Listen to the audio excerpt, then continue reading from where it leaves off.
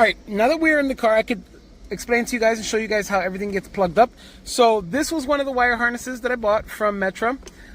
This is the one with the jacks. I terminated everything here.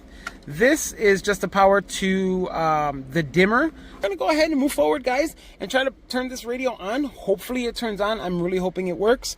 So let's go.